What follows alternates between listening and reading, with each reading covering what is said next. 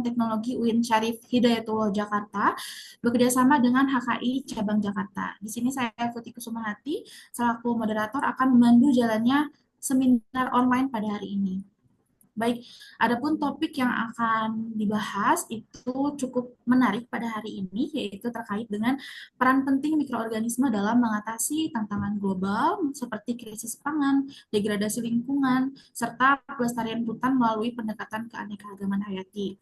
Adapun untuk acara seminar ini akan berlangsung selama 1,5 jam dengan rundown acara. Yang pertama adalah pembukaan, yang kedua sambutan dari Editor in Chief Jurnal Kimia Valensi, Profesor Dr. Laude Sumarin MSI. Kemudian dilanjut dengan sambutan dari Ketua HKI Cabang Jakarta sekaligus membuka seminar online pada hari ini. Kemudian dilanjut dengan materi utama dari narasumber kita, dilanjut dengan tanya jawab, penyerahan sertifikat, foto bersama, dan juga penutupan. Baik, tanpa berlama-lama lagi, kita masuk ke agenda yang pertama, yaitu sambutan dari Editor in Chief Jurnal Kimia Valensi kepada Profesor Dr. Laude Sumarin MSI. Dipersilakan, Bapak. Terima kasih Bu Putih ya eh, atas kesempatannya. Yang terhormat Pak Afrizal sebagai Ketua HKI Cabang Jakarta, yang terhormat kolega kami di BRIN ya, Bapak Anang Setiawan, dan para peserta webinar pada kesempatan hari ini.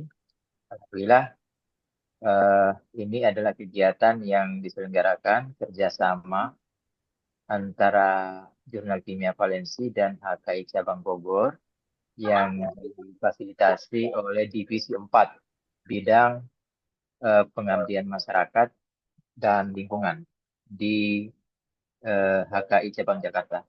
Terima kasih atas kehadiran semuanya. Mudah-mudahan kegiatan kali ini memberikan inspirasi kepada kita semua bagaimana mencintai lingkungan, tentu produktif juga terhadap lingkungan, dan juga kami mengajak pula kepada para mahasiswa atau para dosen pada kesempatan hari ini juga bisa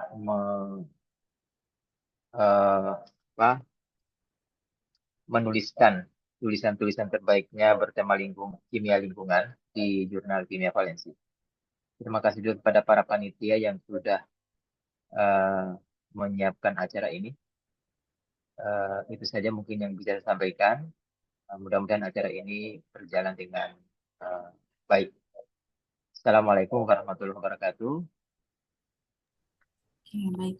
Terima kasih Pak Laude atas sambutannya. Baik, berikutnya adalah sambutan dari Ketua HKI Cabang Jakarta sekaligus membuka jalannya seminar online pada hari ini kepada Bapak Dr. Afrizal MSI. Dipersilakan. Baik, Bismillahirrahmanirrahim. Assalamualaikum warahmatullahi wabarakatuh. Alhamdulillah, puji syukur kehadirat Allah Subhanahu wa Ta'ala, Tuhan Yang Maha Esa, pada pagi hari ini bisa bertemu melalui media Zoom meeting dalam kegiatan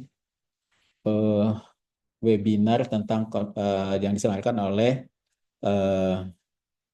Jurnal Valensi Terindeks Scopus Prodi Kimia UIN Jakarta bersama dengan HKI Cabang Jakarta. Yang saya hormati Profesor Dr. Laude Sumarlin ya, saya lupa nama apa. Ya, Pak Laude panggilannya biasanya saya. Terima kasih Pak Prof. Laude atas kesempatannya bisa berkolaborasi dengan HKI Cabang Jakarta. Dan juga ada Prof. Hendrawati ya. Prof. Hendra, gimana kabarnya? Baik. Ya. Sudah lama juga nggak ketemu. Dan spesial hari ini Dr. Anang Setiawan dari BRIN ya. Terima kasih Pak Dr. Anang atas kesempatannya, waktunya, ilmunya nanti berbagi, dan juga ke moderator yaitu Mbak Putih Kusumahati dari Prodi Kimia UNJ. Di sini juga ada beberapa nih, ada Bu Irma dari Prodi Magister Pendidikan Kimia S2 UNJ, ada mungkin juga dari UIN juga ya, Bapak Ibu ya, yang Kimia UIN saya kurang hafal ya, Bapak Ibu. Ya, Alhamdulillah pada pagi hari ini webinar kerjasama antara HKI Jakarta dengan jurnal valensi terindeks Scopus UIN Prodi Kimia UIN Jakarta. Ya, kebetulan Prof. Laude ini juga ketua bidang 4 yang membahas tentang pengabdian masyarakat, keselamatan dan pelestarian lingkungan ya, Pak Prof. Laude ya. Jadi memang ini agenda kita maksimalkan ya agar kegiatan yang diselenggarakan oleh masing-masing institusi yang ada dalam Himpunan Kimia Indonesia Cabang Jakarta itu bisa berkolaborasi dengan HKI Jakarta sebagai wujud agar kegiatan HKI Jakarta tetap ada ya Bapak Ibu, karena saya juga tahu persis Bapak Ibu luar biasa sibuknya pengurus HKI Jakarta. Jadi alhamdulillah ya setiap ada kegiatan baik di prodi, baik di beberapa institusi, baik mungkin di UIN, mungkin di UNJ, di UI dan program dan institusi lain, kita terus berkolaborasi bersama. Apalagi hari ini saya barusan tadi upacara Hari Kebangkitan Nasional ya Bapak Ibu ya, ke-117. Jadi semangatnya semangat bersama menuju Indonesia kuat. Nah, artinya kita salah satu komponen dari bangsa ini yaitu dan juga himpunan profesi yang pasti. Dan sekarang himpunan profesi itu menjadi tempat yang dihargai Bapak Ibu ya. Jadi pertama yang saya ingin sampaikan, saya mau tadi sudah berterima kasih dengan Jurnal Valensi ya, alhamdulillah sudah terindeks Scopus, jadi luar biasa ini ya, mungkin jadi contoh buat kita ya di institusi lain ya mengikuti perkembangan Jurnal Valensi ini. Dan juga pihak UIN yang pasti Prodi Kimia dan juga semua institusi nanti yang terlibat dalam kegiatan ini. Yang pertama itu saya akan sedikit mempropaganda bagaimana Bapak Ibu kabarnya member HKI-nya ya. Jadi mohon dicek member HKI-nya. Di sini ada pengurus pusat juga Prof. Hendra ya. Jadi dicek, jangan lupa dicek ya. Jadi salah satu poin dalam beberapa institusi itu eh, apa namanya BKD maupun remunerasi dan tunjangan dan sebagainya itu keterlibatan kita dalam himpunan profesi itu diperhitungkan Bapak Ibu. Jadi cek membernya. Kalau sudah lewat silakan mengunjungi web HKI, mungkin silakan dibuka, gampang diketik saja di Google mungkin ya, Himpunan Kimia Indonesia ya. Jadi untuk member pendaftaran itu semua berpusat ke HKI. Kebetulan sini pengurus pusatnya ada, bendaharaan pusatnya itu Prof. Hendra ya, dari UIN juga. Jadi silakan Bapak Ibu melihat lagi kalau membernya masih lama ya berarti alhamdulillah. Nah kalau yang belum misalnya kebetulan Mbak Putih ini dosen muda nih di kimia ya, tempat saya yang ngajar juga. Nah, dicek ya Mbak Putih ya. Kalau belum, segera daftar. Nah, mahasiswa juga boleh nggak mendaftar HKI? Boleh ya. Boleh mendaftar ya. Mendaftar sebagai anggota HKI. Namanya Himpunan Kimia, tidak dibatasi ya. Mahasiswa, guru, dosen ya. Semuanya harus ikut ya. Untuk meramaikan himpunan profesi kita. Nah, kebetulan juga Bapak Ibu ada kegiatan HKI tahunan ya yang pusat yaitu nanti akan diselenggarakan sekitar 18 September 2025 di Semarang. Itu seminar internasional sekaligus rapat dengan para ketua jurusan. Nah, di seminar internasional ini siapa saja boleh ikut, mahasiswa boleh ikut ya. Kemudian juga guru, dosen, mangga silakan nanti. Kalau sempat mungkin kalau nanti ada waktu kalau Mbak Futi bisa share juga ada ya di grup-grup itu tentang seminar yang diselenggarakan oleh HKI Pusat. Nah, untuk yang Jakarta ICCAI ya, International Conference apa namanya analytical. Nah, itu nanti tahun 2026. Nah, tahun 2025 ini nanti akan diselenggarakan di Semarang. Panitianya HKI cabang Jawa Tengah gitu ya. Jadi HKI cabang Jawa Tengah sebagai panitianya nanti di dalam hal ini Prodi Kimia Undip mungkin berkolaborasi dengan UNES dan yang ada di sana ya Prodi Kimia yang di Jawa Tengah. Jadi banyak ya manfaatnya insya Allah Bapak Ibu bisa terutama mahasiswa ya mahasiswa yang sudah menyukai kimia gitu ya, di tengah isunya berkurangnya jumlah peminat kimia katanya. Nah, tapi saya yakin ya mudah-mudahan tetap stabil dan insya Allah ke depan juga kimia memiliki tempat tersendiri dan mungkin ini sama ya dengan tantangan kementerian yang baru yaitu berdampak ya istilahnya mereka mengatakan berdampak. Nah mudah-mudahan apalagi kimia ini topik ini sekarang juga sangat berdampak nih saya yakin judulnya ya. Jadi sangat berdampak sesuai dengan Kemendristek Dikti Saintek, Saintek ya. Baik, itu saja dari saya. Terima kasih sekali lagi Jurnal Valensi Terindex Scopus UIN, Prodi UIN Kimia Jakarta. Semoga sukses selalu jurnalnya.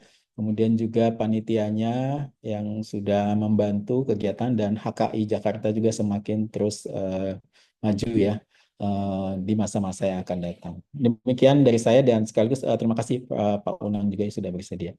Demikian dari saya dengan membaca basmalah bersama kita buka acara webinar pada pagi hari ini. Bismillahirrahmanirrahim.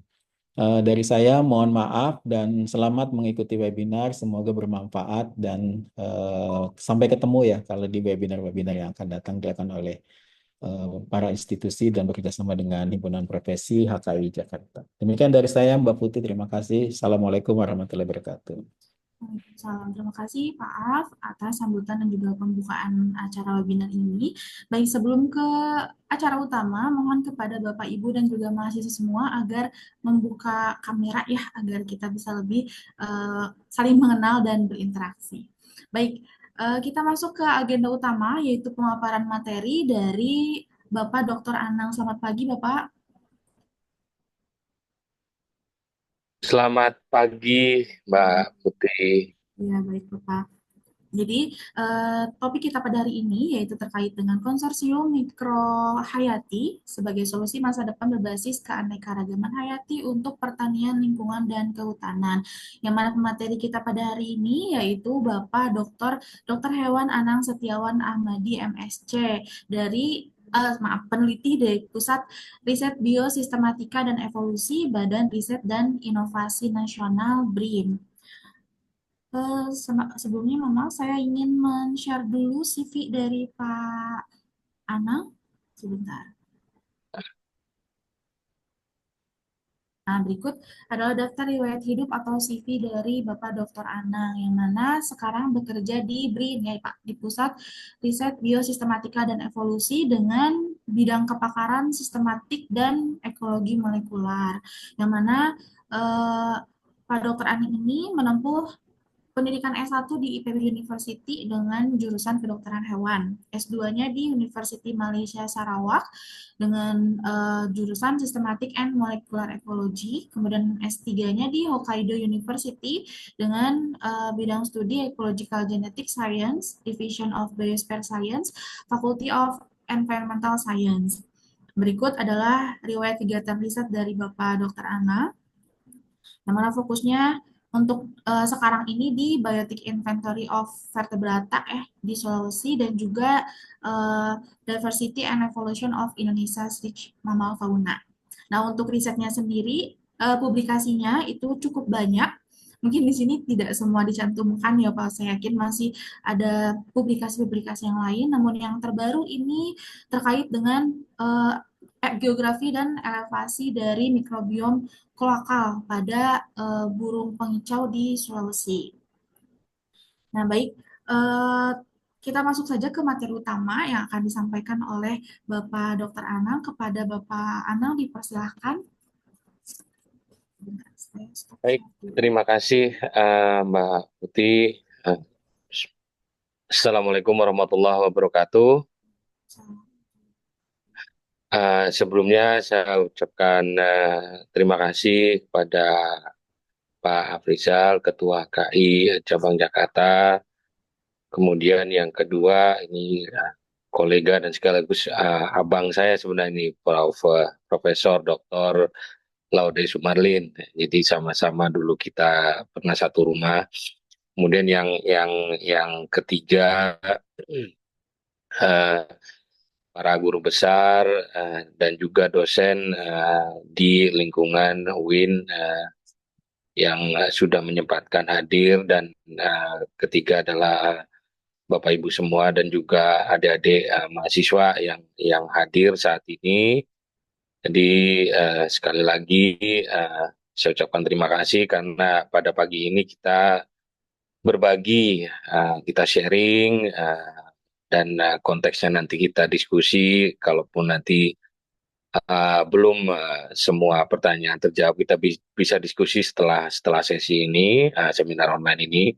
Jadi tadi sudah disampaikan oleh Mbak Putih latar belakang kepakaran saya di Pusat Riset Biosistematika dan Evolusi BRIN. Jadi sebelumnya ini disclaimer juga karena selama ini mungkin saya hampir kurang lebih 20 tahun berkecimpung terkait dengan keanekaragaman hayati khususnya untuk kelompok mamalia. Dan hari ini saya diminta Pak Prof. Pak Laude untuk menyampaikan apa yang sedang kita lakukan, apa yang sudah kita hasilkan terkait dengan perkembangan ilmu pengetahuan yang kalau boleh dibilang ini yang luar biasa gitu ya. Jadi yang dinamakan Konsorsium Mikrohayati, dan kenapa judulnya uh, kalau boleh dibilang ya luar biasa ya. Apakah ini menjadi solusi masa depan berbasis keanekaragaman hayati untuk pertanian, lingkungan, dan kehutanan?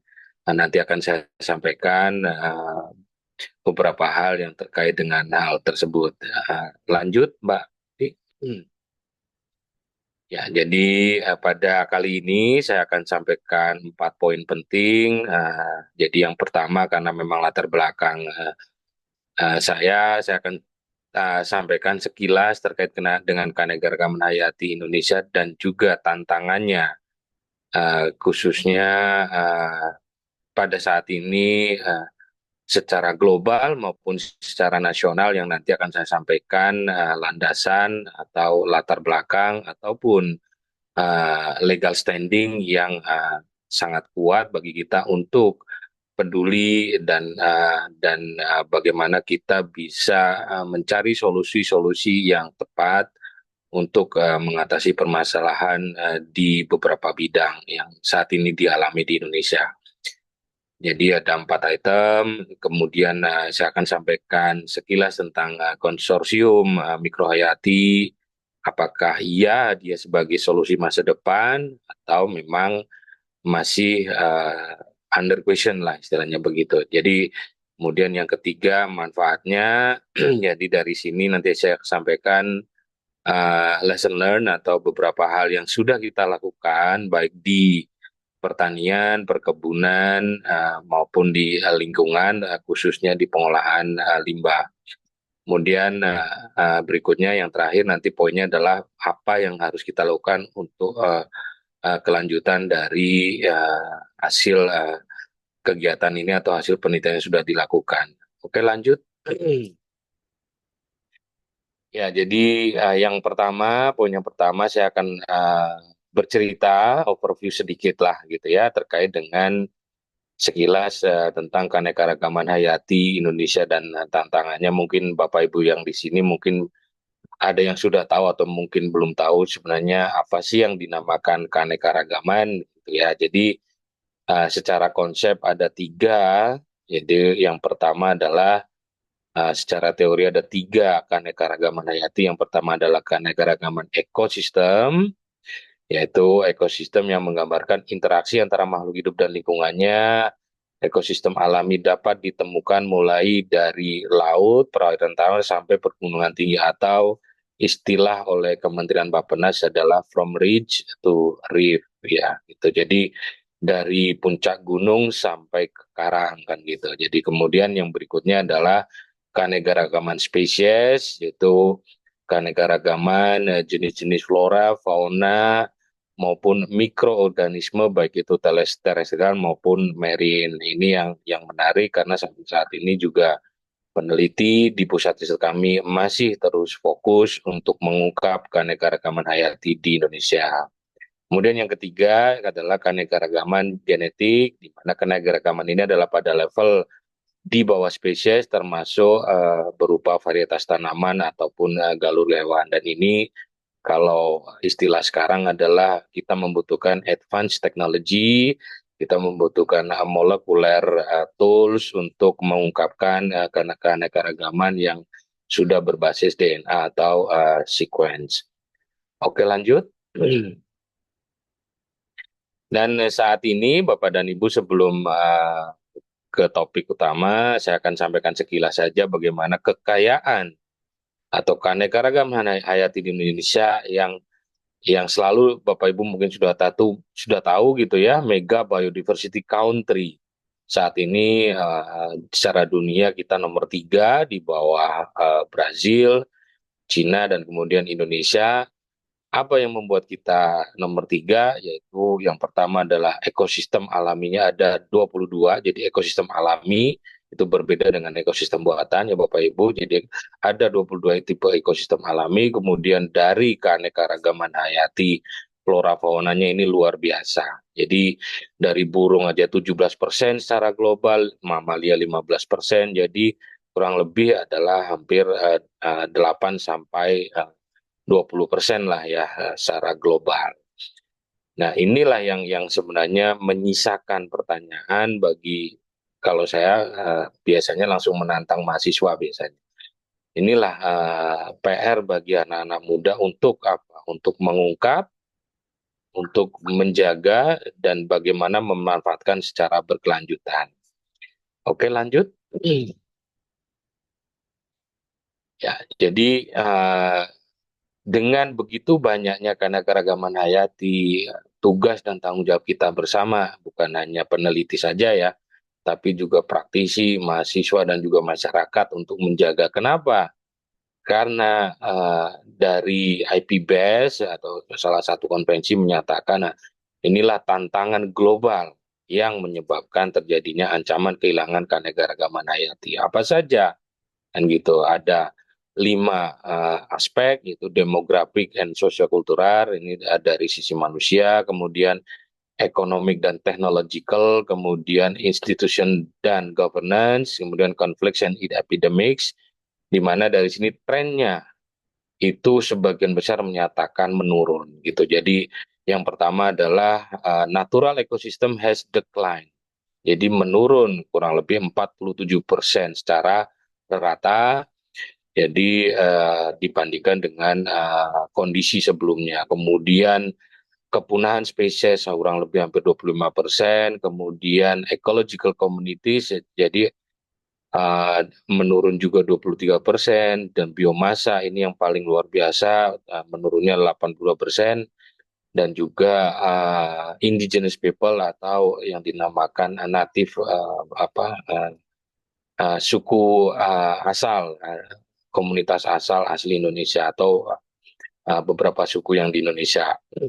Jadi itulah yang menjadi ancaman utama. Jadi ada 5 major direct driver itu, yang perubahan penggunaan lahan dan laut, eksploitasi berlebihan secara langsung, ini juga terkait dengan alih fungsi lahan, kemudian isu perubahan iklim, kemudian polusi yang menyebabkan pencemaran lingkungan dan sebagainya, dan yang isu yang paling terbaru dan sedang hangat secara global adalah invasive alien species atau jenis asing invasif gitu. Jadi ini yang luar biasa, yang pada saat ini di Indonesia atau secara global sekitar 1 juta spesies tumbuhan dan hewan menghadapi ancaman kepunahan. Ini laporan terakhir IPBES 2019. Kemudian luasan habitat akan berkurang kurang lebih 80,3 di tahun 2000 dan menjadi 49,7 di tahun 2045. Jadi ini dari analisis Bappenas 2019. Inilah PR yang harus kita pikirkan bersama, bagaimana mencari solusi-solusi untuk menjaga kelestarian alam dan lingkungan. Lanjut.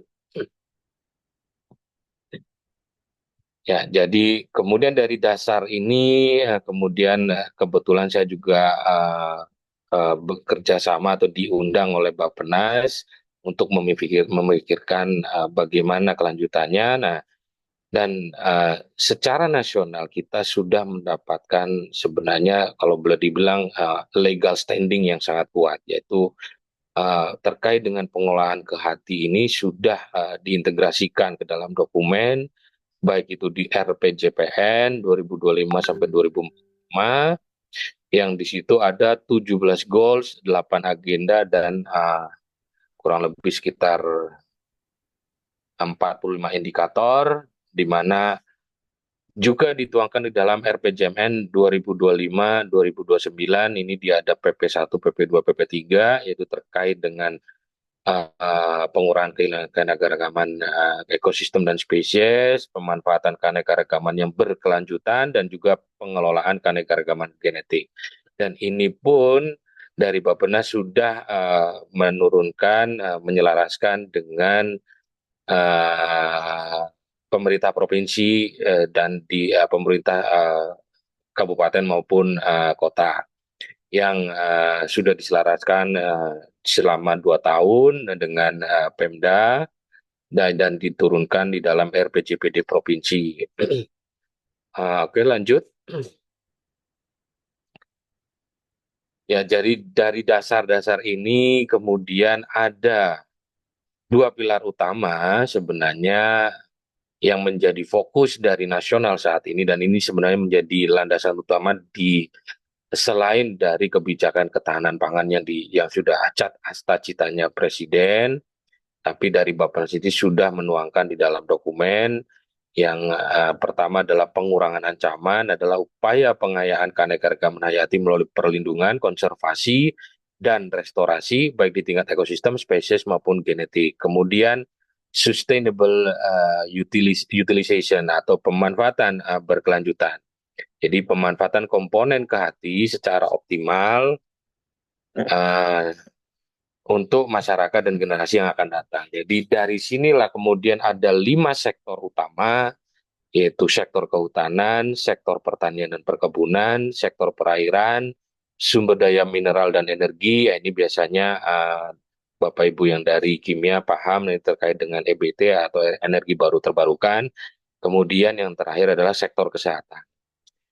Dari sini kemudian di daerah diturunkan menjadi 3 sektor utama: kehutanan dan lahan, pertanian, perkebunan, dan perairan. Oke, lanjut. Ini menjadi dasar yang nantinya kegiatan yang kita lakukan. Jadi apa yang terjadi dengan dampak hilangnya keanekaragaman hayati? Jadi ada 4 poin yang saya bahas, sebenarnya banyak sekali, tapi 4 poin secara utama. Yang paling utama, berkurangnya ketahanan ekosistem. Jadi keanekaragaman hayati meningkatkan ketahanan ekosistem terhadap gangguan seperti perubahan iklim dan bencana alam. Jadi declining atau penurunan dari keanekaragaman hayati akan memberikan dampak berkurangnya ketahanan ekosistem.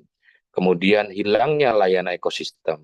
Tumbuhan dan hewan menyediakan layanan penting, baik itu sebagai polinator atau penyerbuk, pengaturan air, dan mitigasi bencana. Kemudian pengurangan kesuburan tanah. Jadi di sini fungsi dari mikroorganisme di dalam tanah memainkan peran penting dalam kesuburan tanah, dan keanekaragaman yang rendah dapat menyebabkan penurunan produksi pertanian. Poin 3 ini nanti menjadi poin utama dasar kami untuk melakukan riset yang sudah dilakukan kurang lebih hampir 3 tahun. Kemudian yang berikutnya gangguan kesehatan masyarakat. Nah, ini yang ujung-ujungnya nanti selalu dampaknya adalah ke manusianya. Karena segala sesuatunya yang imbalance atau tidak seimbang nanti ujungnya pada kesehatan manusia atau kesehatan masyarakat. Oke, lanjut.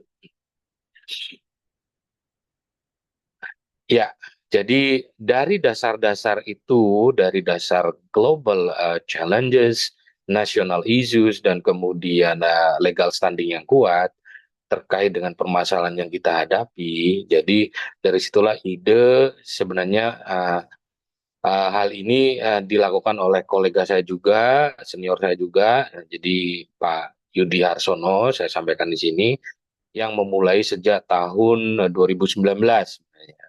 Sudah berpikir bagaimana membuat, awalnya adalah sederhana karena praktisi, sederhana bagaimana membuat pupuk organik cair gitu, jadi mikroorganisme. Tapi endingnya sangat luar biasa gitu. Jadi endingnya adalah berupa konsorsium mikrohayati yang saat ini kita bahas, kita sampaikan, kita diskusikan, apakah iya bahwa konsorsium mikrohayati itu menjadi solusi masa depan yang berbasis keanekaragaman mikroorganisme.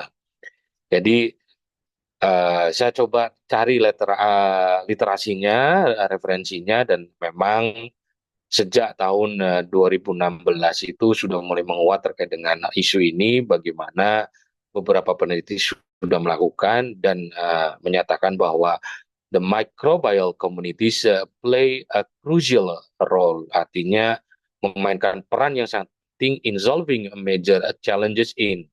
Ini ada sektornya adalah human health, environmental protection, dan sustainable farming. Jadi tiga item ini, environmental protection itu tadi yang seperti saya sampaikan di slide sebelumnya. Kemudian juga perkembangan berikutnya, recent progress in synthetic biology has helped scientists better understand how microbes work and interact. Jadi synthetic biology juga merupakan rising star secara global, bagaimana peneliti di seluruh dunia berlomba-lomba untuk mencari solusi berbasis synthetic biology. Salah satunya adalah dari mikroba atau microbiome, microbioma, istilahnya seperti itu. Jadi ini statement-statement yang memang menguatkan bahwa pentingnya kita untuk berpikir lebih jauh terkait solusi. Jadi yang berikutnya diperkuat lagi, by making targeted changes to these communities, researchers can observe how their structure and functions change, which helps in rebuilding microbiomes in a controlled way. Jadi ini yang terakhir yang kita harapkan, bahwa uh, walaupun ada perubahan, tapi dalam koridor yang masih bisa terkontrol dan termonitor secara populasi dan komunitasnya. Ini yang beberapa referensi untuk menguatkan bahwa pentingnya konsorsium mikrohayati untuk masa depan. Oke, next, lanjut. Ya, jadi setelah bagaimana kita mengetahui pentingnya konsorsium mikrohayati, kita harus tahu apa sih, gitu ya. Apa sih konsorsium mikrohayati? Jadi konsorsium mikrohayati berdasarkan referensi adalah formulasi yang terdiri atas 2 atau lebih mikroorganisme hidup yang dipilih dan dikombinasikan secara ilmiah untuk bekerja secara komplementer dalam mendukung produktivitas, baik itu pertanian, kesehatan lingkungan, maupun restorasi ekosistem. Ini tahun 2014 sudah didefinisikan. Jadi konsorsium mikrohayati ini bekerja melalui berbagai mekanisme seperti fiksasi nitrogen, pelarutan fosfat, pengendalian hayati atau biokontrol, degradasi senyawa toksik, dan stimulasi pertumbuhan tanaman atau plant growth promotion atau PGP, yang secara kolektif meningkatkan ketahanan tanaman dan juga kualitas tanah. Jadi studi lokal, jadi studi di Indonesia juga sudah ada menunjukkan bahwa konsorsium mikroba dari sumber daya hayati lokal efektif meningkatkan kualitas tanah dan hasil pertanian secara berkelanjutan. Ini di Indonesia 2021 sudah ada. Kemudian lanjut. Ya, jadi apa sih karakter utama dari konsorsium mikrohayati? Yang pasti adalah pertama, multifungsi. Jadi dalam satu konsorsium itu berbagai fungsi yang dia bisa hasilkan. Gitu. Yang pertama, jadi tiap mikroba memiliki fungsi spesifik yang di sini saling melengkapi dan sinergis. Yang interaksi antar mikroba memperkuat efek positif. Misalnya ini contoh saja, Trichoderma dengan Bacillus. Jadi tidak akan saling melisiskan satu dengan yang lain. Kemudian yang ketiga, berbasis biodiversitas lokal. Jadi umumnya diambil dari mikroba endemik atau lokal agar adaptif terhadap lingkungan setempat. Dan inilah yang sangat penting. Kenapa? Karena terkait dengan biodiversitas lokal mikroorganisme di Indonesia saat ini masih sangat minim. Artinya kemungkinan mungkin bisa jadi ada jutaan, ratusan ribu spesies, tapi di Indonesia belum sampai 100.000 yang diungkap oleh peneliti-peneliti di BRIN, khususnya di PR biosistematika dan evolusi. Kemudian yang ketiga karakter utamanya adalah ramah lingkungan. Karena apa? Karena mikroorganisme ini dengan cara kerjanya tidak mencemari tanah dan air serta tidak menimbulkan resistensi seperti pupuk atau pestisida sintetis. Jadi Bapak dan Ibu, ini karakter utama yang mungkin menjanjikan. Artinya inilah kenapa kita harus mulai berpikir lebih jauh terkait dengan konsorsium mikrohayati. Lanjut. Ya, jadi secara umum Bapak dan Ibu, manfaat dari penggunaan konsorsium mikrohayati, jadi ini saya sampaikan mungkin sekilas. Jadi yang pertama, untuk pertanian berkelanjutan, fungsi pertama adalah sebagai biofertilizer. Jadi bagaimana dia meningkatkan ketersediaan hara seperti nitrogen, ya NPK lah kalau Bapak dan Ibu biasanya pupuk ya gitu, nitrogen, fosfor, dan juga fiksasi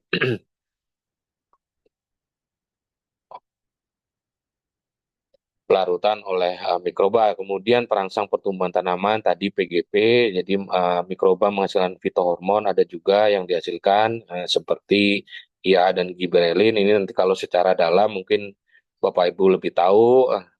Kemudian yang ketiga fungsinya sebagai pengendalian hayati atau secara umum agen pengendali hayati. Jadi mengurangi penggunaan pestisida kimia dengan menekan patogen melalui mikroba antagonis. Contoh di sini Trichoderma, Bacillus, Streptomyces gitu ya. Kemudian yang kedua untuk rehabilitasi dan restorasi lahan, jadi reklamasi lahan kritis, jadi meningkatkan struktur dan kesuburan tanah sebenarnya fungsinya hampir sama dengan sebagai fertilizer, tapi ini dilakukan di lahan kritis ya, yang di Indonesia banyak adalah lahan bekas tambang, gambut, atau lahan marginal lainnya, yang luasan di Indonesia kurang lebih hampir 12 juta yang harus kita pikirkan saat ini berdasarkan data dari pemerintah. Kemudian perbaikan kualitas tanah, menstabilkan agregat tanah, memperbaiki pH, dan meningkatkan kandungan bahan organik. Ketiga, fungsinya terkait dengan pengolahan limbah dan bioremediasi. Jadi ini yang penting juga dari konsorsium mikrohayati. Degradasi senyawa beracun, mikroba seperti Pseudomonas atau Bacillus dapat memecah limbah berbahaya dalam tanah dan air. Kemudian deodorisasi adalah netralisasi bau limbah. Konsorsium mikroba dari limbah, kedelai, dan vinase dapat mengurangi emisi bau dan meningkatkan nilai guna limbah. Kemudian yang keempat, kehutanan dan agroforestry ini juga fungsinya hampir mirip-mirip ya. Pemulihan ekosistem hutan ini biasanya dari mycorrhiza, rhizobacter gitu ya, dan, yang rhizobium dari spesies rhizobium ini membantu pertumbuhan tanaman kehutanan di lahan terdegradasi, kemudian mendukung sistem agroforestry. Nah ini mendukung interaksi tanaman dalam sistem tumpang sari atau silvikultur. Lanjut. Ya, jadi akan saya sampaikan beberapa poin penting ya. Jadi ini biofertilizer dan implementasinya. Jadi ini juga kita dari hasil penelitian atau dari hasil kegiatan yang kita lakukan, kita sudah melakukan beberapa terapan aplikasi di perkebunan, pertanian juga kita lakukan. Jadi secara teori lah ya, secara teori adalah bagaimana ada 4 poin pentingnya nutrisi dalam pertanian perkebunan yang kita lakukan juga perkebunan kelapa sawit memerlukan keseimbangan unsur hara makro dan mikro untuk mencapai produktivitas optimal. Defisiensi unsur hara dapat menyebabkan pertumbuhan terhambat. Kemudian tantangan dalam penyediaan unsur hara ketergantungan pada pupuk kimia yang mahal dan kurang efisien dan juga merusak struktur tanah dan juga secara berkelanjutan dan jangka panjang. Ini yang menjadi fokus kita, bagaimana kita mengurangi kerusakan tanah dengan penggunaan konsorsium ini. Kemudian penurunan kesuburan tanah akibat pemupukan yang tidak berimbang, ini juga ya. Jadi ini yang dasar perlunya solusi ya, berbasis teknologi yang ramah lingkungan. Lanjut. Jadi ini secara teori mungkin Bapak dan Ibu sudah paham bahwa di dalam tanah itu ada makronutrien dan juga mikronutrien yang dibutuhkan oleh tanaman untuk tumbuh. Jadi makro ini karena dibutuhkan lebih banyak, ini mungkin Bapak Ibu lebih kenal dalam bentuk pupuk kimia, lebih lebih lebih banyak mengenal seperti unsur N, P, K, kemudian ada kalsium, ada magnesium dan juga ada sulfur. Kemudian tanaman juga membutuhkan mikronutrien dalam jumlah yang lebih kecil dan ini ada 8 unsur, jadi Cl, boron, kemudian Mn dan sebagainya. Lanjut.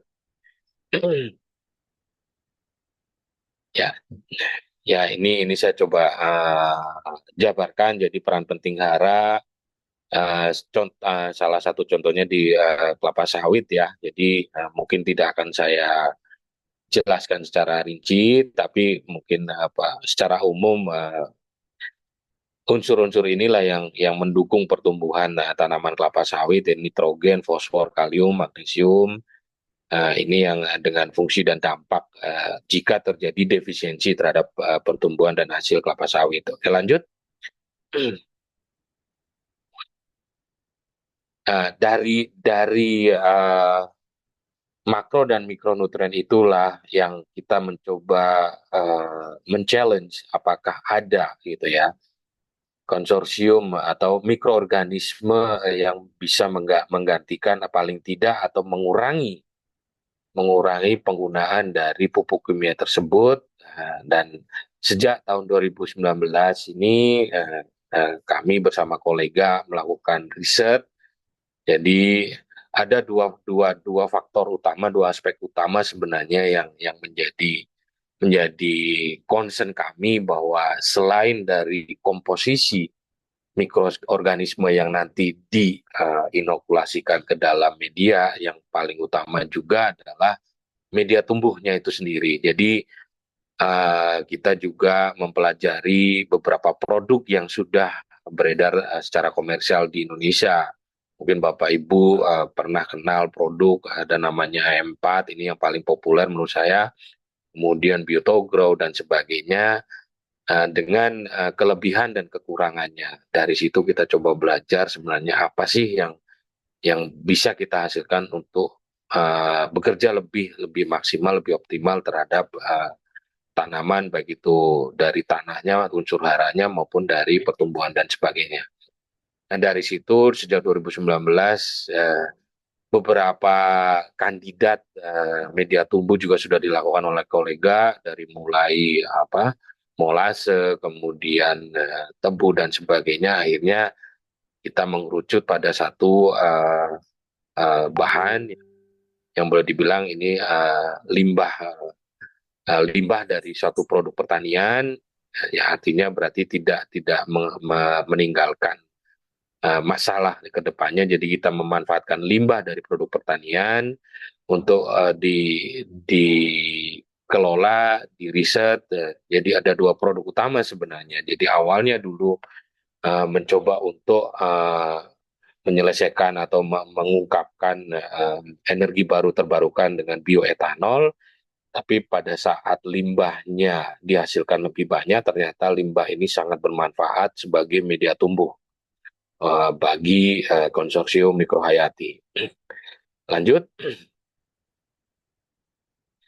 Jadi Bapak dan Ibu, jadi sejak 2019 itu kolega kami berusaha sekuat tenaga lah untuk bagaimana mengkombinasikan berbagai mikroba, baik itu bakteri, jamur, itu diinokulasikan dalam satu media yang sudah dihasilkan. Dan beberapa memang hasilnya sudah kita uji laboratorium juga. Walaupun sebenarnya kalau diuji laboratorium secara kuantitatif di laboratorium di Indonesia masih banyak keterbatasan. Jadi salah satu di laboratorium mengidentifikasi ada kurang lebih 12 mikroba. Kemudian juga di uji laboratorium yang lain juga hampir mirip-mirip dengan spesies dan jumlah koloni yang mirip.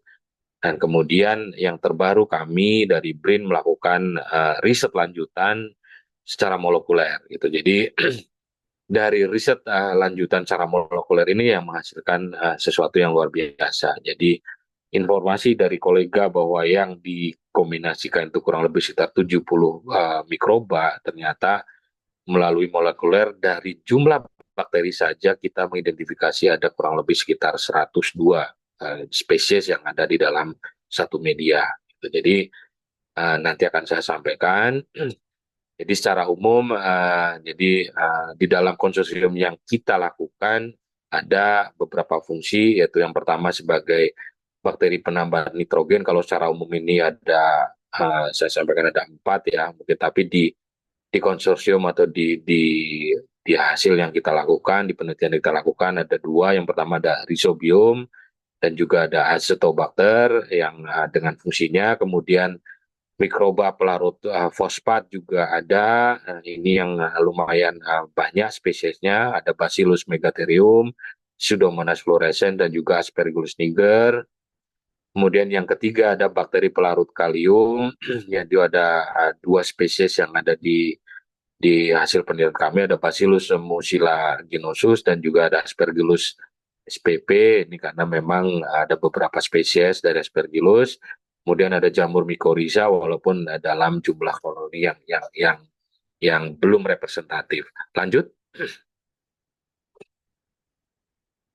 Jadi berikutnya ini ada di bakteri pengoksidasi sulfur ini dari inokulasi sebenarnya dilakukan, hanya saja dari molekuler belum teridentifikasi, tapi dari mikroba pengurai atau komposer kita ada Bacillus subtilis, sedangkan untuk jamur kita belum melakukan secara molekuler, jadi kemungkinan trichodermanya ada, karena trichoderma dari 2 uji laboratorium itu ada koloni walaupun masih di bawah ambang batas. Tapi paling tidak membuktikan trichoderma juga hidup dalam media tersebut. Kemudian bakteri pelarut besi itu ada Pseudomonas butida dan fluorescens, kemudian Azospirillum spp ini juga ada. Kemudian mikroba dalam proses pengomposan ini spesiesnya lumayan banyak, Lactobacillus spp karena jenisnya banyak sekali dari Lactobacillus ini. Lanjut. Ya, jadi Bapak dan Ibu terkait dengan konsorsium mikrohayati, jadi mudah-mudahan dari apa yang kita lakukan bisa hadir sebagai solusi inovatif, kemudian menggunakan pendekatan berbasis teknologi dan juga mendukung praktek pertanian ramah lingkungan yang nantinya bisa menjadi solusi bagi masyarakat, terutama membantu masyarakat untuk paling tidak yang selama ini masalahnya adalah pupuk kimia susah, mahal, dan sebagainya. Mudah-mudahan dengan kita melakukan penelitian ini nanti bisa kita produksi masif dan secara komersil bisa dimanfaatkan oleh masyarakat petani pada umumnya. Lanjut. Ya, jadi Bapak dan Ibu, ini hasil sementara dari molekul yang kami lakukan dari tim. Jadi beberapa memang ada jenis-jenis yang belum kita ketahui secara spesiesnya, tapi ini secara umum, jadi dari 102 ini mengerucut secara molekuler, filogeninya, ada Gracilibacillus, Paraliobacillus, dan sebagian besar teridentifikasi memang tidak ada yang patogen, walaupun misalnya ada genus ya, yang salah satu spesiesnya patogen, tapi yang terdapat di media kami adalah yang non-patogen. Jadi yang paling banyak adalah dari spesies Lactobacillus, kemudian ada juga beberapa kelompok dari Vibrio dan juga Acinetobacter dan sebagainya. Ini masih sementara dari analisis kami, jadi kita juga dalam waktu dekat akan melakukan analisis molekuler terkait dengan kandungan jamurnya. Lanjut. Dan ini hasil uji laboratorium yang tadi saya sampaikan, Bapak dan Ibu. Mungkin lanjut saja ya. Ya, jadi dari hasil analisis metagenomik tadi, jadi ada terbagi menjadi beberapa kelompok bakteri dan yang mempunyai fungsi yang berbeda-beda. Jadi ada sebagai dekomposer, kemudian fiksasi nitrogen, pelarutan fosfat, peningkatan kesediaan unsur hara dan tanaman. Yang pertama dari kelompok Bacilliaceae, jadi dari keluarga Bacilliaceae ini ada Bacillus keluarga Bacillus ya, saya dikenal sebagai bakteri pemacu pertumbuhan tanaman atau PGPB. Kemudian memproduksi enzim juga. Ini kita selaraskan dengan referensi ya. Beberapa spesies memiliki kemampuan fiksasi nitrogen non simbiotik seperti Bacillus azootophyxan, kemudian pelarut fosfat, Megatherium dan Bacillus subtilis. Kemudian dari Clostridiaceae, ini ada Clostridium spp, anaerob, fiksasi nitrogen asimbiotik juga, kemudian berperan dalam fermentasi bahan organik, kemudian Erisipelato Clostridiaceae. Jadi beberapa spesies dalam keluarga ini terlibat dalam dekomposisi bahan organik di tanah.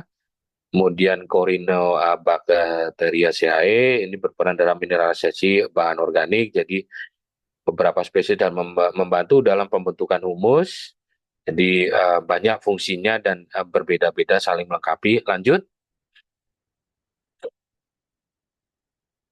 Dan kemudian dari kelompok Rhodobacteriaceae ini berperan dalam siklus sulfur dan nitrogen, membantu proses denitrifikasi.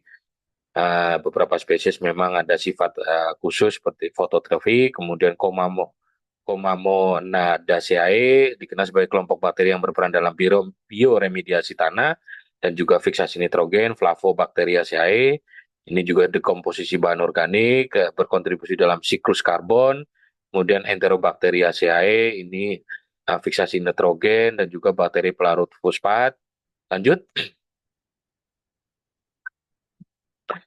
Ya, jadi dari penjelasan komposisi berbagai kelompok bakteri yang ada di hasil penelitian kami, kemudian kegiatan sebagai tindak lanjut adalah yang pertama kita implementasikan selain sebagai fertilizer ya. Jadi kalau fertilizer sendiri sudah kita lakukan di kelapa sawit, yaitu di Rantau Prapat, Medan, itu kurang lebih hampir 150 hektar. Dan sekitar 10 bulan itu dari petaninya langsung melaporkan ke kami ada peningkatan produksi TBS paling tidak sekitar 15-30%. Walaupun sebenarnya jumlah TBS-nya itu tidak signifikan bertambah, tetapi secara berat TBS per TBS itu lebih dibandingkan sebelumnya gitu. Kemudian untuk pertanian sawah juga dari kolega kami, jadi pada saat 2020, 2021, 2022 sebenarnya hasil dari penelitian ini sudah disebar oleh beberapa kolega yang juga concern terkait dengan pertanian. Jadi sudah diimplementasikan di padi. Jadi informasi dari kolega ini pun secara fiksi memang kita hanya mendapatkan dari foto-fotonya saja ya. Jadi tapi dari laporan kolega dari jenis varietas padi yang biasa saja gitu. Jadi dia melaporkan umur dari padi yang biasanya sampai 4 bulan itu bisa dipangkas hanya 70 sampai 90 hari gitu. Jadi ini yang sebenarnya luar biasa. Kemudian kolega dari Majalengka, Sumedang juga ada Probolinggo juga sudah mengimplementasikan dan hasilnya juga paling tidak adalah secara ekonomis lebih murah dibanding penggunaan secara pupuk kimia maupun pupuk organik hayati yang lain. Itu jadi yang dari kolega yang lain juga melakukan di jagung, kemudian di beberapa varietas tanaman, dan di kita sendiri kita melakukan ada di beberapa varietas yaitu singkong, kemudian sente atau talas Bogor, kemudian juga anjeli ya. Anjeli adalah padi lokal yang umurnya itu biasanya sampai 4 sampai 6 bulan. Itu ini di depan mata saya sendiri 111 hari sudah mulai berbunga dan berbuah. Jadi begitu cepat secara vegetatif memang dan juga secara generatif juga mengikuti, dan ini yang luar biasa. Jadi itu sebagai fungsi biofertilizer, dan kemudian yang kita implementasikan adalah terkait dengan pengolahan air sampah atau lindi. Jadi eh, contoh kasus yang sudah dilakukan adalah di TPST Bantar Gebang, di mana TPST Bantar Gebang adalah Bapak Ibu ketahui adalah TPS atau tempat pembuangan akhir terbesar di Pulau Jawa ya gitu. Jadi ini kita sudah dilakukan di salah satu lokasi. Lanjut. Ya, jadi ini secara prinsip saja yang ini yang sedang dilakukan Bapak dan Ibu, bagaimana kita mencoba mengurangi biomasa sampah dengan aplikasi konsorsium Mikrohayati ini. Jadi yang sedang dilakukan adalah dimulai dari hulu, dari pasar, dan juga sampai di pengolahan sampahnya di Bantar Gebang itu dipisahkan, kemudian diaplikasikan dengan konsorsium Hayati, apakah ada pengurangan atau tidak. Lanjut.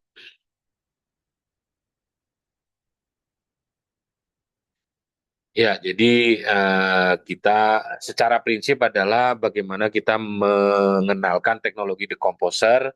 Jadi hipotesisnya akan terjadi pengurangan volume sampah di TPA, kemudian deodorisasi atau tidak berbau di area sekitar TPA, kemudian mengurangi cemaran polutan pada air sampah. Nah, ini nanti yang kita sampaikan berikutnya di slide berikutnya. Kemudian hasil sampah yang terurai dapat dimanfaatkan untuk pupuk padatan atau kompos atau pengganti kompos. Jadi ini sebagai istilahnya bonus lah ya. Endpoint-nya adalah bagaimana nanti sampah menjadi pupuk padatan. Lanjut. Ya, jadi ini secara proses kita semprotkan di gunung sampah ini, bukit sampah, disemprot, dispray, kemudian nanti akan diukur secara daily volumenya, apakah terjadi penurunan atau tidak, dimulai dari ketinggian dan juga jumlah volume masanya setiap hari. Lanjut. Nah, inilah yang hasil per tahun 2024 terkait dengan air lindi atau air sampah di TPST Bantar Gebang di salah satu unit instalasinya. Jadi bagaimana penurunan COD pada masing-masing kolam proses itu luar biasa. Jadi dari yang sebelumnya itu baunya menyengat, kemudian biasanya sensitif terhadap indera mata kita ya, biasanya pedih dan sebagainya, susah bernafas gitu. Dan selama kurang lebih hampir 3 sampai 3 bulan, 3 sampai 6 bulan itu mulai penurunan yang signifikan. Dari yang pertama itu COD-nya adalah sekitar 5 ribuan, turun menjadi 626 atau sampai saat ini pun masih diamati itu sudah mendekati sekitar angka 100 sampai 300. Jadi luar biasa efek dari aplikasi konsorsium Mikrohayati yang kita hasilkan dari penelitian ini. Jadi dari mulai inlet, ekualisasi, aerasi, sedimentasi kita ukur semua dan signifikan sekali penurunannya. Lanjut. Dan yang paling utama adalah sekarang sudah tidak bau dari air sampah yang ada di salah satu unit instalasinya.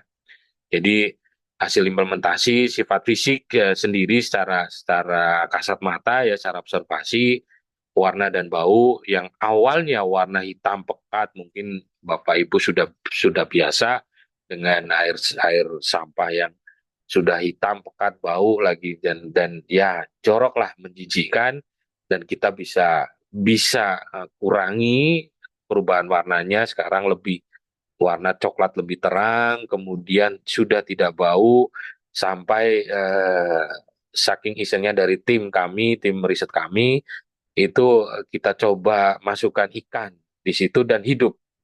Artinya berarti secara lingkungan mikronya dari kolam tersebut sudah bisa untuk hidup dari salah satu jenis ikan, kalau tidak salah lele kalau salah.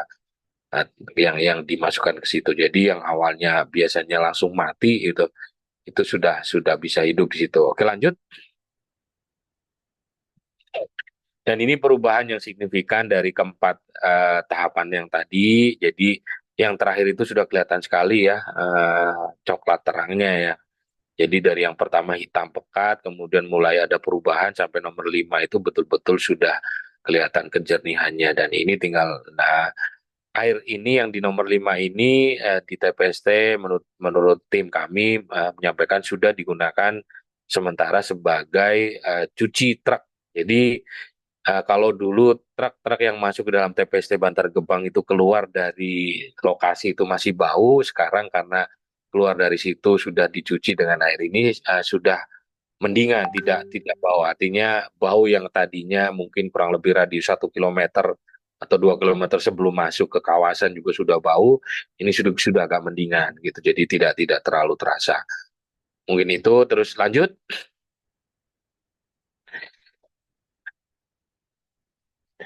Ya, jadi kemudian setelah itu dilakukan proses filtrasi dengan media karbon aktif dan ini mungkin manual, jadi ya hasilnya menjadi jernih. Nah, ini kalau kalau untuk penjernihan mungkin Bapak Ibu dari himpunan kimia ini lebih paham ya secara prosesnya. Jadi secara manual saja dilakukan dengan karbon aktif. Lanjut. Ini hasil pengamatan terkait treatment seperti yang tadi saya sampaikan. Jadi lokasi yang sudah kita lakukan ada IPAS 3 di TPST Bantar Gebang dan tahun ini kita lakukan di IPAS 2 dan juga bagaimana menurunkan biomasa seperti yang tadi saya sampaikan. Jadi beberapa poin penting tadi sudah saya sampaikan, warna air sudah menunjukkan perubahan warna yang signifikan. Kemudian tidak bau, kondisi pH mengalami perubahan, jadi mengalami penurunan dari 8,17 menjadi 6,59. Kemudian mengurangi kebutuhan pemakaian chemical koagulan yang biasanya memakai kimia, kita lakukan dengan bioteknologi, istilahnya aplikasi bioteknologi atau konsorsium mikrohayati. Lanjut. Dan ini beberapa hasil implementasi di beberapa pertanian yang saya sampaikan.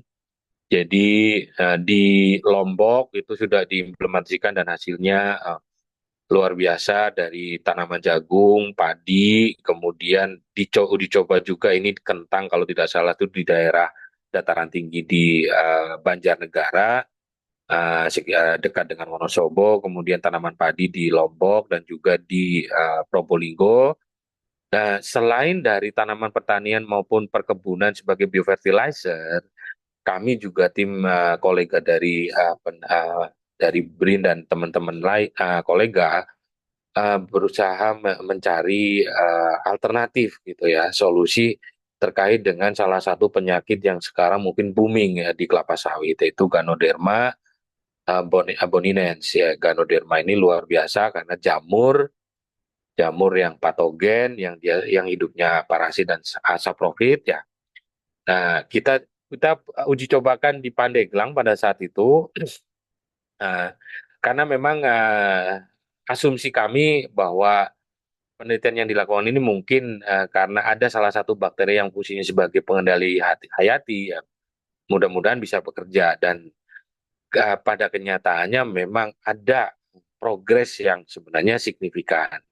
Progres yang signifikan adalah terhadap proses kematian dari badan buah dari Ganoderma, jamur Ganoderma. Jadi dalam waktu kurang lebih sekitar 2 minggu sampai 1 bulan itu badan buah dari Ganoderma itu menunjukkan pembusukan dan kering kemudian mati. Nah, yang menjadi PR bagi kita selanjutnya adalah bagaimana mengendalikan spora dari jamur Ganoderma ini yang memang saat ini juga menjadi masalah utama, atau inokulum dari Ganoderma yang bisa melalui udara dan juga bisa melalui akar. Jadi karena sebagian besar inokulum ada di tanah di bagian sekitar akar, dan ini yang masih menjadi tantangan kami untuk melanjutkan riset ke depannya. Supaya apa? Kalau memang nantinya ada progres yang positif, paling tidak nanti tinggal kita modifikasi dan juga kombinasi lagi dengan beberapa spesies yang memang spesifik fungsinya sebagai APH atau agen pengendali hayati yang paling tidak bisa efektif untuk bukan hanya membunuh dari badan buah, tetapi bagaimana mengendalikan atau mengurangi jumlah penyebaran spora atau inokulum dari Ganoderma. Jadi ini foto di yang yang sebelah kanan, inilah bukti bahwa setelah 2 sampai 1 bulan ini jamur Ganodermanya betul-betul mati, kering. Ini ditunjukkan dari hasil pengamatan kolega kami di PTPN di Pandeglang ya. Dan dari 4 pohon yang kita lakukan, kita siram, itu paling tidak 50% menunjukkan ada progres yang signifikan terkait dengan kematian badan buah dari Ganoderma. Oke, lanjut.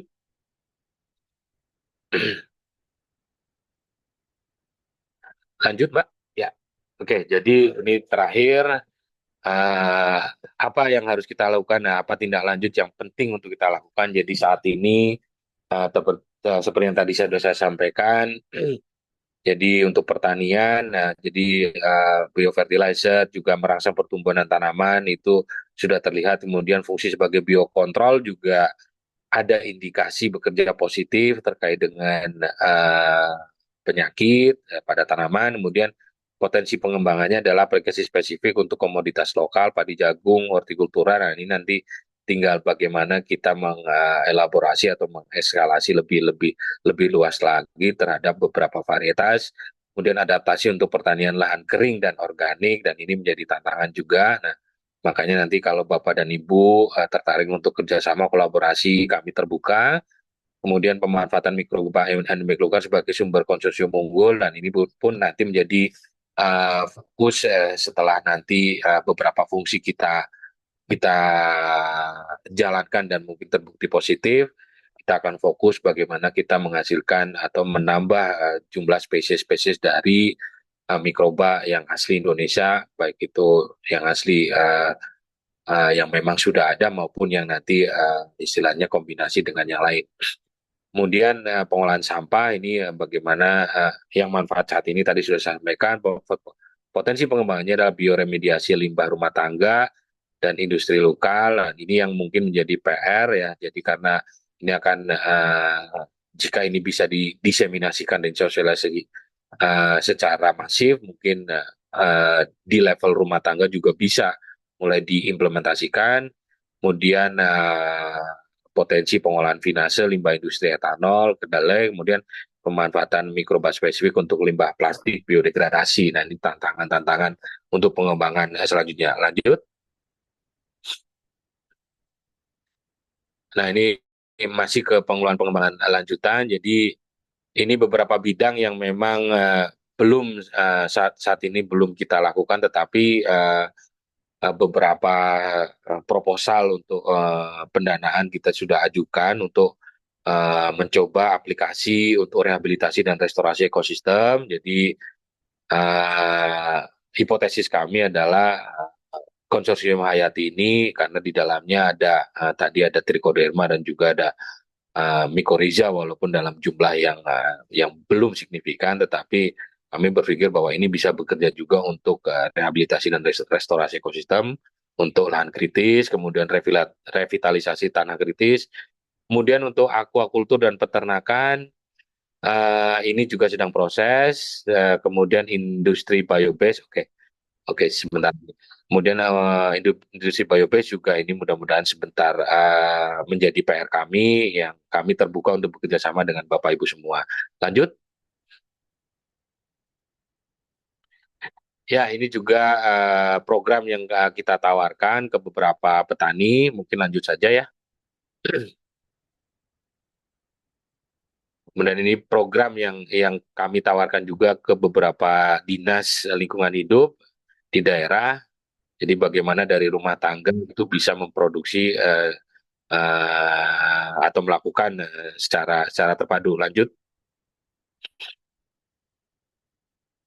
Ini kita coba bandingkan secara harga. Lanjut saja ya. Jadi memang secara ekonomis hasil penelitian yang kita lakukan memang saat ini lebih ekonomis. Oke.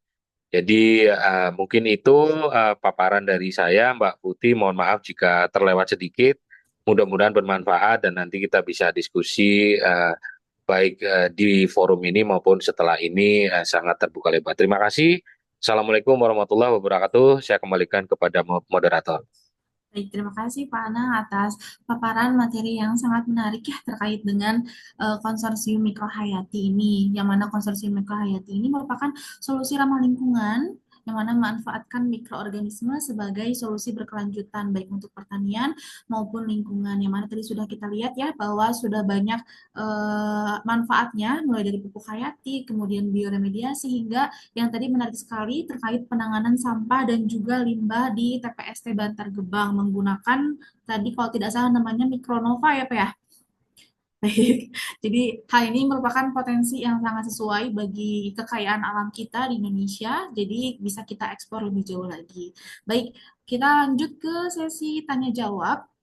Bagi Bapak Ibu mahasiswa yang ingin bertanya, silakan untuk menggunakan fitur raise hand atau melalui kolom chat.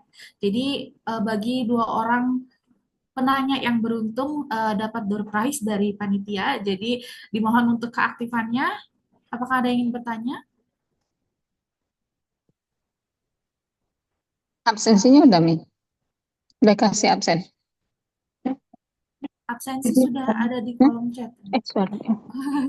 Ya, apakah ada yang ingin bertanya, Bapak Ibu mahasiswa hadirin semuanya? Silakan untuk menggunakan fitur raise hand. Ya, baik Bu. Mohon izin. Iya, silakan Bu Agustina. Ya, terima kasih banyak. Terima kasih banyak paparannya luar biasa, sangat menginspirasi Pak Anas. Ada dua hal mungkin yang ingin saya tanyakan, lebih kepada ini sih, harapan untuk bisa memanfaatkan hasil inovasinya, Pak. Jadi kalau secara pribadi misalnya ya, saya pribadi kalau di rumah untuk komposter misalnya gitu ya, itu ya kita bisa lakukan ya untuk pengelolaan sampah organik atau di rumah tangga. Cuman memang tadi catatannya ketika di dalam skala yang lebih besar terkait untuk tadi menghilangkan apa tadi efeknya lebih lanjutnya ya, aroma dan seterusnya gitu ya. Mungkin kalau dari segi apalagi sekarang kesadaran untuk melakukan penanganan sampah atau penanganan limbah dalam skala apa namanya rumah tangga atau dalam skala unit bisnis itu kan sudah cukup meningkat ya Pak. Nah, apakah ada atau memungkinkan untuk diaplikasikan untuk tadi ya skala kecil misalnya, industri skala kecil misalnya gitu ya. Kita tahu kalau untuk produsen pangan misalnya itu kan juga beberapa limbah itu kemudian di ya penanganannya mungkin juga kurang gitu ya. Tadi kan ada treatment air lidi dan seterusnya gitu ya. Nah, sampai sampai bagaimana gitu ya kondisinya saat ini gitu. Kemudian yang kedua, tapi mungkin satu itu aja dulu deh yang untuk tadi lebih kepada apa penanganan yang plastik dan lain-lain mungkin nanti next. Terima kasih Ibu. Assalamualaikum. Assalamualaikum Agustina, terima kasih. Silakan Bapak Anang. Baik, sangat mungkin ya Bu ya. Artinya apalagi industri pangan skala kecil ya. Artinya ini peluang-peluang yang luar biasa. Nanti mungkin saya sudah sampaikan nomor kontak saya ke Mbak Putih ya Bu ya. Iya, Jadi nanti kalau memang ada komunikasi lebih lanjut, nanti bisa kita diskusi setelah forum ini Bu. Jadi intinya adalah TPST Bantar Gebang yang begitu luar biasa variasi sampahnya, kita saja mampu gitu ya. Apalagi mungkin yang limbah-limbah yang mungkin betul gitu. Jadi sangat mungkin kami juga beberapa sudah uji coba. Jadi yang pertama di Monde di Cijantung itu juga kita uji coba dan hasilnya luar biasa gitu. Jadi permasalahan bau dan sebagainya itu secara ininya seperti yang di TPST Bantar Gebang gitu, secara teknisnya. Kemudian yang kami iseng juga ini kebetulan Pak Yudi juga ada. yang iseng juga, kita uji coba di tinta. Jadi limbah tinta dari percetakan buku dibawa ke kami, itu dalam waktu kurang lebih 1 jam itu mengalami perubahan yang signifikan. 1 jam sampai dua jam itu perubahan seperti yang dialami di TPST gitu. Jadi dari yang tadinya hitam gitu kemudian berubah lebih terang lah gitu. Kalau nggak salah menjadi biru biru terang gitu. Jadi berubah dan baunya itu memang hilang gitu dari yang awalnya gitu. Nah, ini yang sebenarnya saya tawarkan tadinya eh, ke pemerintah sebenarnya karena kebetulan saya di BRIN gitu ya pada saat itu ada link ke Bappenas sebenarnya, tapi beberapa beberapa dinas juga tertarik untuk berdiskusi dengan kami, cuman saat ini memang hanya beberapa yang masih Merah inisiasi. yang mana? Yang lama ya, Bu? Jadi bagaimana mereka saat ini dengan permen apa pemberlakuan bukan pemberlakuan ya artinya pengetatan regulasi Permen LH terkait dengan sampah di mana open dumping itu sudah dilarang lagi di Indonesia. Nah, ini menjadi tugas dan tanggung jawab yang berat bagi dinas provinsi maupun kabupaten bahwa tidak ada lagi namanya TPA itu yang terbuka. Gitu. Jadi semuanya harus dalam terolah secara instalasi khusus gitu. Jadi itu yang kita tawarkan bagaimana dengan solusi ekonomis, istilahnya berbasis lingkungan, bisa mendukung program pemerintah di bidang lingkungan, terutama pengolahan sampah. Karena sampai saat ini pun saya lihat di ininya Pak Menteri itu tiap hari ngurusin sampah nggak beres-beres kan gitu. Jadi Ya, betul. ya ini sih, ini sounding kita ke kementerian memang masih berjalan.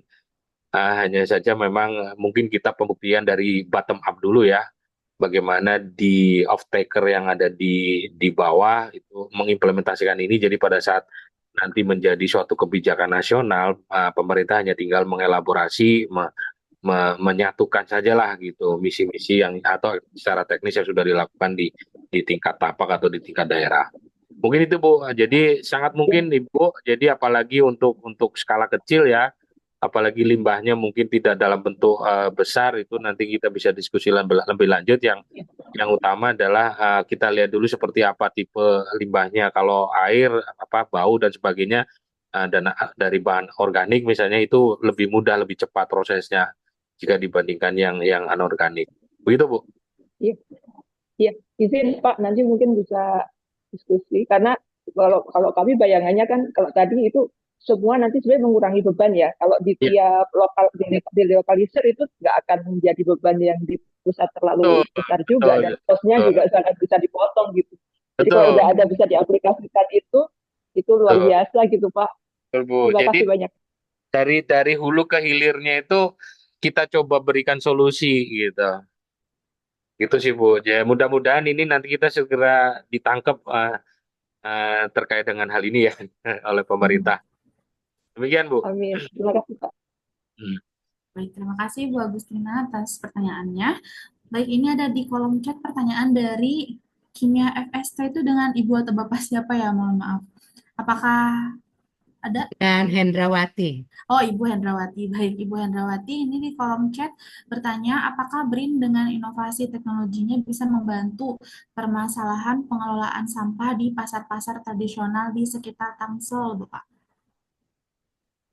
Ya, langsung aja. Boleh, silakan. Kami siap membantu, hanya saja memang kan ada yang punya pasar ya, gitu. Jadi Bapak atau Ibu mungkin yang sangat sangat mungkin ada link dengan pemerintah setempat karena mereka yang punya kawasan, kami pun tidak serta-merta tiba-tiba masuk memberikan solusi, tapi ada koordinasi, ada mekanisme yang harus kita lalui.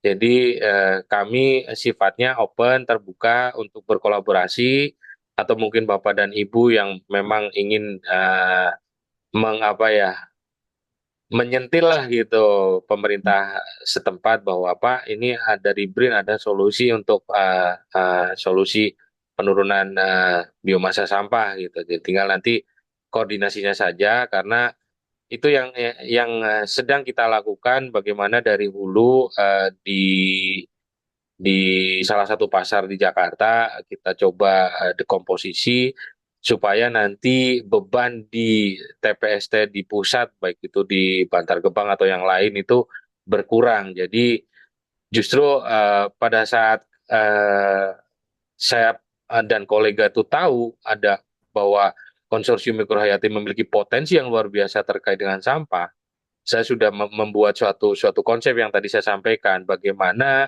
kita memulai dari rumah tangga. Sebenarnya konsep dari rumah tangga itu sudah ada sejak tahun 2014, tapi saya nggak tahu juga itu program dari salah satu kementerian, tapi sampai saat ini juga inaktivitasnya terlihat tidak bekerja ya gitu. Jadi mudah-mudahan saya memiliki konsep bahwa bagaimana kita memulai dekomposisi ini dari rumah tangga. Jadi rumah tangga yang mungkin nanti dikelola entah nanti dari remaja masjid atau Karang Taruna dan sebagainya. Jadi nanti bisa mengurangi beban sampah yang ada di pusat gitu. Jadi dan di rumah tangga pun sebenarnya bisa menjadi kompos gitu. Kompos itu nanti bisa dipakai sebagai media tumbuh tanaman dan sebagainya. Itu sebenarnya solusinya. Dan kemarin terbersit bahwa di Jakarta ini kan ya punten ya, yang sumur resapan itu kan kayaknya sudah tidak jalan gitu kan. Nah, kami berpikir itu. Jadi dengan sumur resapan yang mungkin ada di satu lokasi di setiap desa,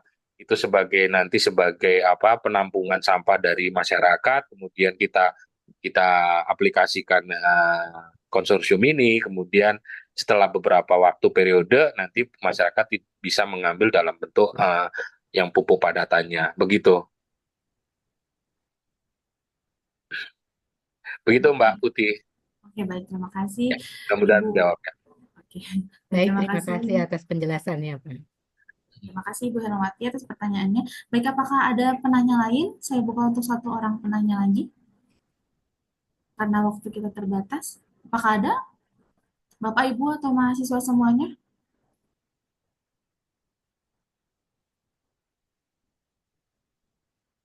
Ini ada door prize kebetulan dari panitia katanya.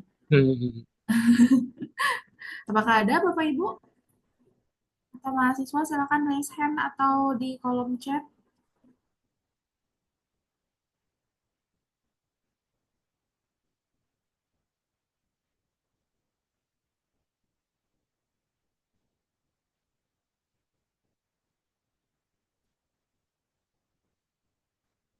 Oke, baik. Sepertinya sudah cukup dari para peserta. Mungkin bagi yang ingin bertanya atau lebih lanjutnya bisa menghubungi ke Bapak Anang langsung via email atau nanti ke saya karena saya punya kontak Bapak ya Pak ya. Seperti itu. Atau mungkin bisa bertemu langsung dengan Pak Anang di BRIN seperti itu. Baik, terima kasih Pak Anang atas paparannya yang sangat menarik. Semoga para peserta dapat menambah wawasan baru terkait dengan konsorsium Mikrohayati ini. Baik, berikutnya adalah sesi penyerahan sertifikat dari panitia. Apakah bisa ditayangkan? Kepada Pak Af mungkin bisa sekaligus memberikan kata-kata. Apakah Pak Af ada?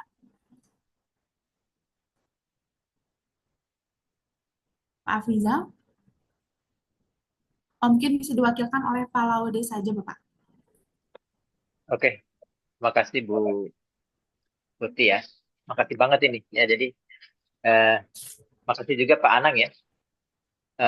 Sudah mudah-mudahan nanti bisa ada kelanjutan dari kawan-kawan yang ada di sini untuk kolaborasi riset tentu saja.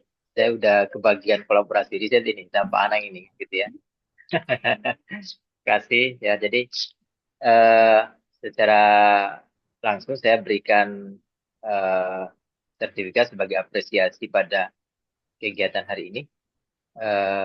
Mudah-mudahan kegiatan ini bisa berlanjut dengan kegiatan kolaborasi ya Pak Anang ya, dengan kawan-kawan UNJ yang memang minatnya berkenaan dengan lingkungan. Jadi tidak hanya sekedar webinar aja. Kalau webinar aja ini sudah banyak sekali kan gitu. Yang penting ini adalah eksekusi lapangan ya. Sehingga bisa memberikan, ini udah hampir jadi nih kalau lihat tadi dari beberapa contoh-contoh itu sudah bahasanya mah tinggal ngemas, nah kan begitu ya. tinggal ngemat nanti versi UNJ kayak gimana, versi UIN Jakarta kayak bagaimana gitu ya, mau diimplementasikan di mana, di lingkungan yang paling kecil sampai yang besar.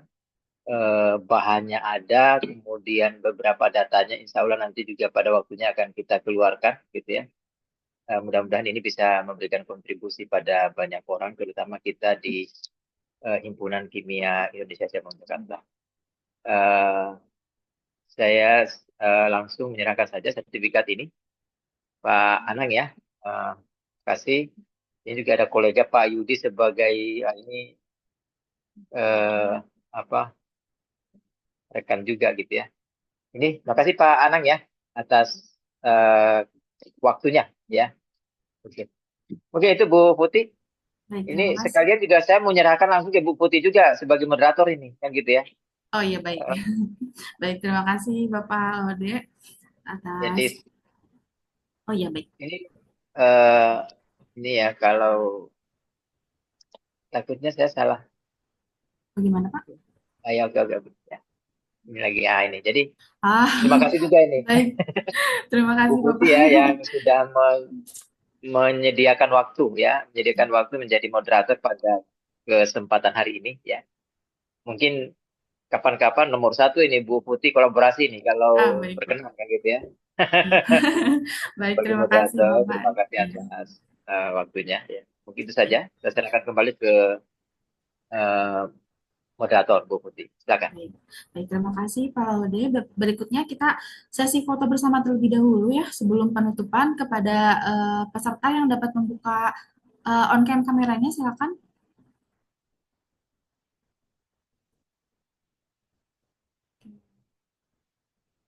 Yang lain, apakah ada yang ingin membuka kameranya? Oke, baik. Karena ada 2 page. Prof. Ati, terima kasih atas kehadirannya. Sama-sama. Terima kasih dapat ilmu nih. Sebentar, satu lagi.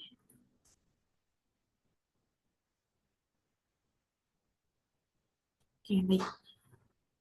Sudah. Kita masuk ke sesi yang terakhir yaitu penutupan.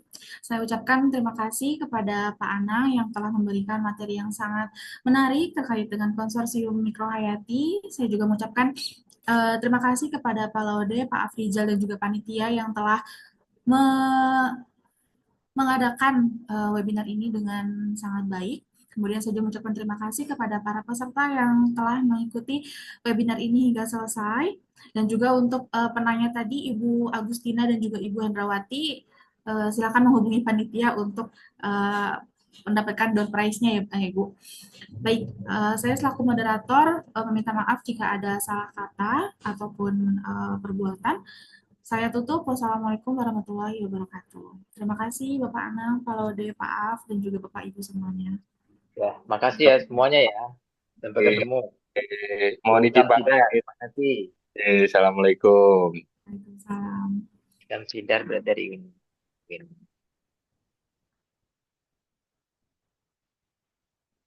Saya izin live ya.